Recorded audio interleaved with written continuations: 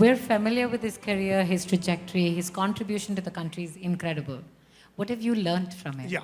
You see, first is like I mentioned, the institution, first thing he mentioned is the DNA of the organization. The other thing is, see, Atmanirbharta. We talk today. Imagine that fellow, imagine it in 1970s, white revolution. Then any organization, if it has to become ageless, timeless, it's the value system. The value system which we have learned, first was the excellence. He taught us that it is not that you are a cooperative, you are working for small people, you have to compromise in anything.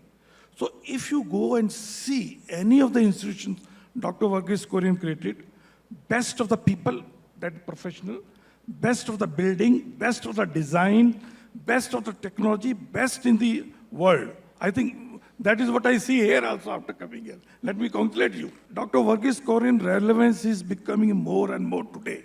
Because when I read this convention theme, transforming India, I thought you are also talking about transforming Bharat. 68% people live in Bharat, rural India. India cannot be transformed unless those 68 people get transformed. I was an employee of farmers, 3.6 million farmers for 41 years. So I know their pains. Very simple example. We want to grow. Census goes up, we feel happy. Happy. Industrial production increase, happy. Real estate increases, happy.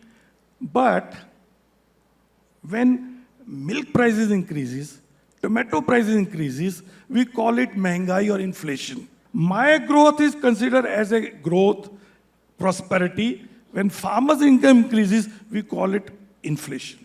Whole policy makers, political leadership, everybody will try how to reduce farmers' income. Average household income of rural and urban India, difference is 5x. And until and unless we share our wealth with these people, by giving them good price for their produce or service, how can we share? How we can transform rural Bharat? Thank you for that, sir. I think the next time I'm debating inflation, I think I'm going to bring a new perspective to it. Thank you for that. Yeah. Because I don't think we're all, for the most part, very privileged from an urban background. We don't necessarily interact with farmers much unless we're watching a reference by one of our favorite heroes in a movie. We've gone for a holiday and we happen to meet somebody. But as someone who's been working with farmers for so long, can you tell us what we can learn from them? What we can learn from the 68% in the country? I think one thing is, don't call it food inflation, call it food prosperity. I like this. The Amul marketing continues everywhere. This is nice. See, one has to understand, we were talking last night about COVID, what happened during COVID. But one thing you must have understood, if one topic which was common across every household was the food. What to buy, who will buy, from where to buy, who will cook food, what food will be cooked, who will wash the utensil after eating. Please think about the fellow who is growing food. Especially if for the India where 1.45 billion people, which will be 1.65 billion, another 25 years. Food security is very, very important. And if we want our next generation to continue in food production so that we can get a glass of milk or plate of rice or sabji or meat or egg, somebody is to grow it, somebody is to produce it. So any policy making, any technical integration, anything, we must think how it is going to impact, how it is going to benefit the producer of food. In today, what you ask any of these people, I go to various colleges, MBAs, etc. Everybody knows the future of food industry in India, which is 60 lakh crore. And another 10 years, it will be 170 lakh crore. Everybody wants to get into as an entrepreneur, as a professional in the food industry. But if he asks, how many of you want to grow the food? Nobody wants. So why not make producing food also equally glamorous, cool, contemporary, remunerative? So that is my submission. Definitely respect those who grow the food that nourish our souls. I fully understand that. So where do you see this heading next? Because we now have a generation that is dairy-free, they're going plant-based milks. What is next when it comes to this industry? Where do you see it going? Food is going to be there. Simple. Till God has given us this stomach, which is today 1.5 billion, and it will be 1.6. So that is the market. Till you have got stomach, food market is going to be there. It is going to grow. And fortunately in India today is one of the, not only biggest, today is the fastest growing food market that is organized. Reason is simple, with the prosperity coming, average Indian is spending more on the food. If you see the last monthly consumption data which Government of India released, that every month urban person is spending 6,500 rupees per month average spending. Out of that, 40% is on food, 2,600 rupees every average Indian is spending, which means 85 rupees thali everybody's. And this money is going to go up. So one has to see which other segment are growing in that food, protein-based and other thing. Now coming to the plant-based, I think we heard Palki, the cucumber way, plant-based is that only. Let me tell you, I am in for natural, pure food. But what today people generally means plant-based means the packed, factory manufactured, artificially flavored, with lot of sugar, artificially vitaminized, with lot of oil added, oat milk or soya milk. It is in India, it is not allowed to be called milk, it is called beverage. Please, I only tell everybody, in India or anywhere world, you are free to buy and eat any food, it is good. Because your tongue needs different taste. You should buy, you should try anything. And each food has to compete with each other. But I always tell everybody, before you buy or consume, please read the label and the ingredients. Once you read the ingredients of any packed food, you will understand whether it is good for me or not bad. You don't need any internet or any social media to advise you. So we have youngsters who are here from 9th grade to 12th grade. With your wealth of experience, is there any takeaways you want to give to our young students? I mean, I don't think today's youth or these young students, I mean, they are more intelligent than us. And especially, I have seen they have got more courage than us. I like to tell you, first thing is, you should have faith in India. India is the future of the world. Second is, I like to tell, whatever business or professional life you want to have, please, in the beginning of your life, please go for a brick and mortar type of work or job. Digital integration is necessary. Please do not start your life with the laptop, ending with the laptop. Third thing is, with your hard work, with your knowledge, what is blah, blah, blah, please create credibility of yourself. Well, thank you for sharing those nuggets of wisdom, sir. I think we're going to get some house lights on. If we can pass the mics around. We are ready for questions. So, as you mentioned, there are many companies in today's world that would compromise the quality of food for profit.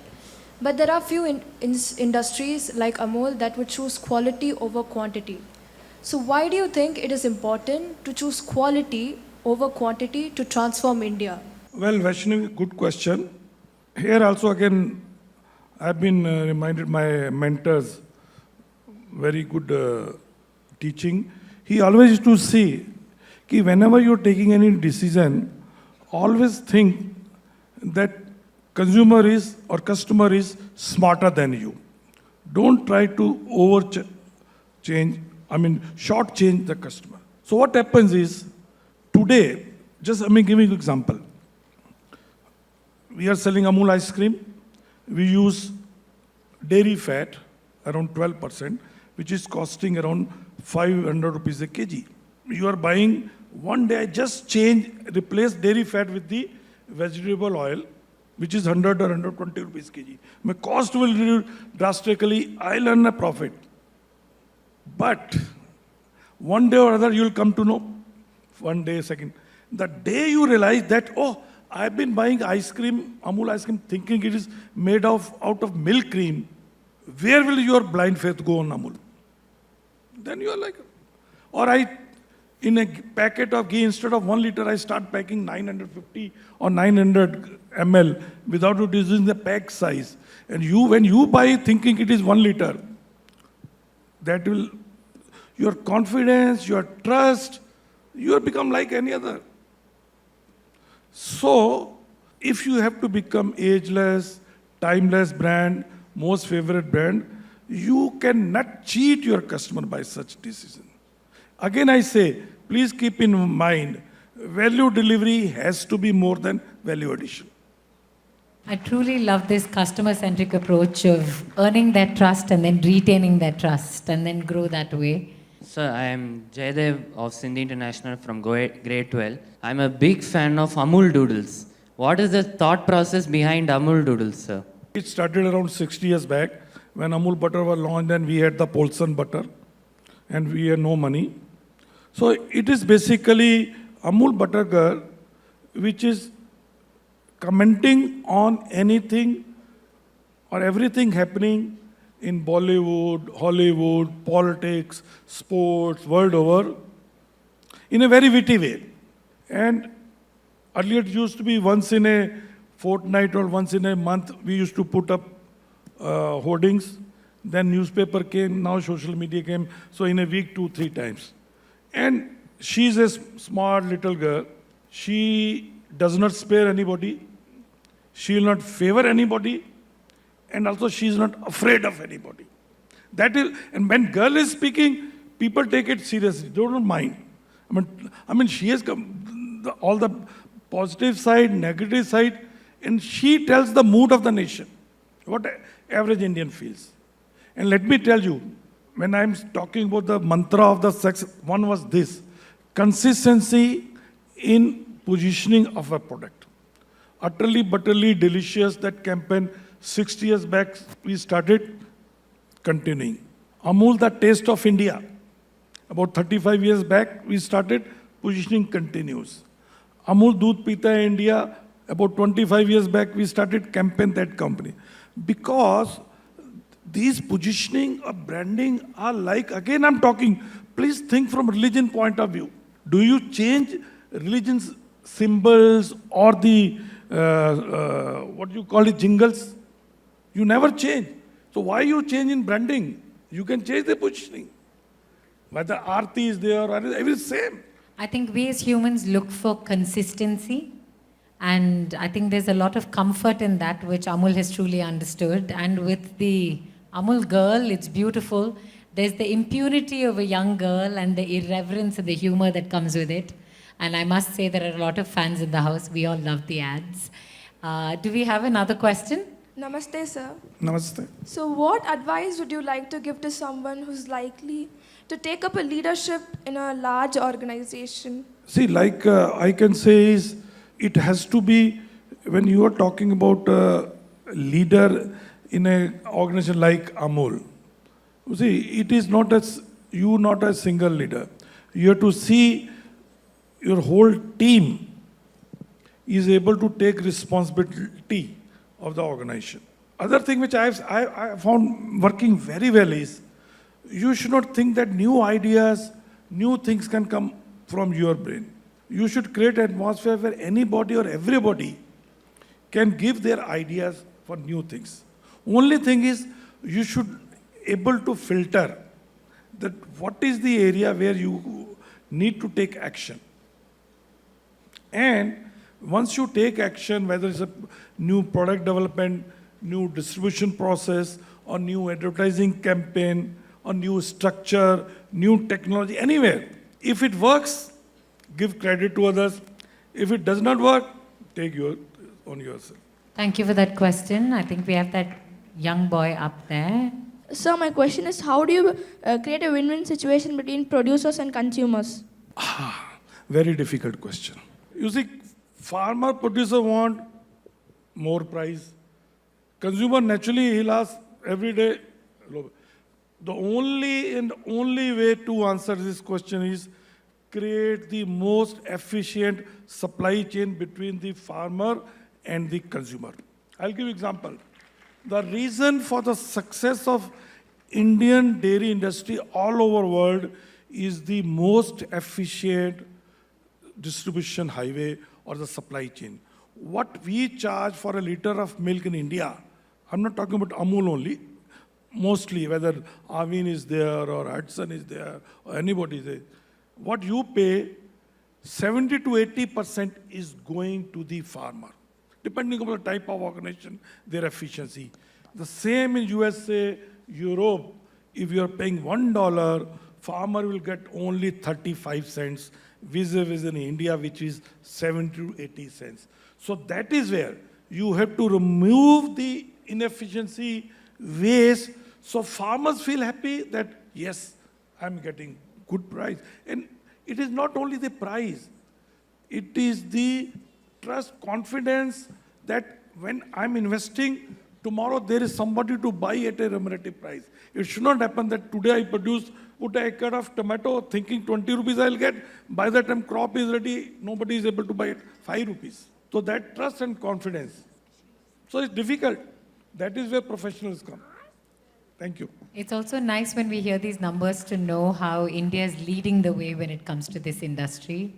So we're transforming the world with the way we do the dairy business. In this India's country. food chain is very, very efficient from the world. It gives me great pride to hear you say those things, sir. Thank you. It's been absolutely wonderful listening to you.